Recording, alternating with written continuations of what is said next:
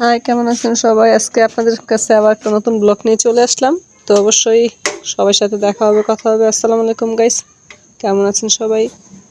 আজকে আমার ছোট জাল এবং বাই বাতিজি, আমি আমার ছেলে সহ, আমার একজন চাস্তো জাল অনেক অসুস্থ, ওর বাবির বাড়িতে থাকে। তো ওইখানে থাকতে চায় না, আমাদের জন্য মাঝে মধ্যে ফোন দিলে কান্নাকাটি করে। তো ভাবলাম ওকে একদিন দেখতে যাই। আমার ছোট জালও তো মাস্টারি করে, ও ছুটি পায় না। তো সাপ্তাহিকভাবে শুক্রবার ছুটি পাইছে, এর জন্য ভাবলাম যে চলো আমরা ওকে দেখে আসি। আর চাস্তো জাল যেহেতু নিজের বোনের মতো দেখছি, চলাফেরা করছি, অনেক কষ্ট হয়, ফোনে যখন কথা বলে অনেক মায়া লাগে।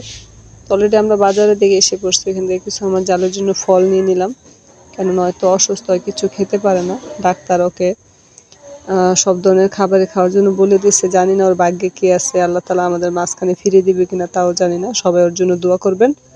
তো আমরা ওকে দেখতে যাচ্ছি, অবশ্যই দেখা হবে ওর সাথেও। তো দেখতে থাকুন, আমাদের পাশে থাকুন। ব্লগ কেমন হয় অবশ্যই কমেন্টের মাধ্যমে জানাবেন। আশা করি আমি আপনাদের ভালো লাগার মতো কিছু ভিডিও উপহার দিতে পারবো। সবাই আমাকে সাপোর্ট করবেন। তো অবশ্যই আমার পাশে থাকুন সবাই। তো আমরা অলরেডি ফল কিনে গাড়িতে আবার চলে আসলাম, গাড়িতে উঠে পড়লাম। বাচ্চারা তো বসে আছে গাড়িতে, সবাইকে নিয়ে তো আর নামা যায় না। তো অলরেডি আমরা চলে আসলাম আমার জালের বাড়িতে। তো বাচ্চারা সবাই একে একে নেমে যাচ্ছে। তো আজকে ওর বাপের বাড়িতে ওর ছেলের আকিকা, এবং আকিকার উপলক্ষে অনুষ্ঠানও। তো এর জন্য আমার চাচতো দেবর খুব রিকোয়েস্ট করলো যে ভাবি আপনারা না আসলে হবে না, আসতে হবে।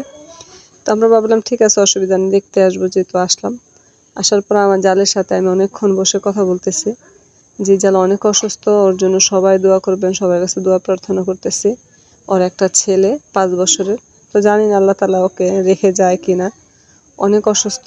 তাই সবার কাছে আমি দোয়া প্রার্থনা চাচ্ছি।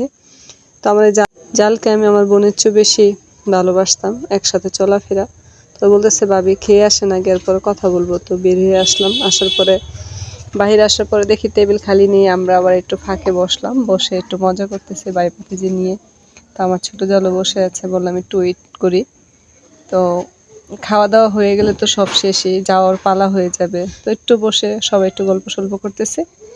এর ভিতরে আমার বাতিজি অনেক দুষ্টুমি করতেছে আমার সাথে, কারণ আমার তো মেয়ে নেই, 2টি ছেলে। তো ওই বাতিজি বাড়ি জুড়ে একটা, তো অনেক আমাদের আদুরের।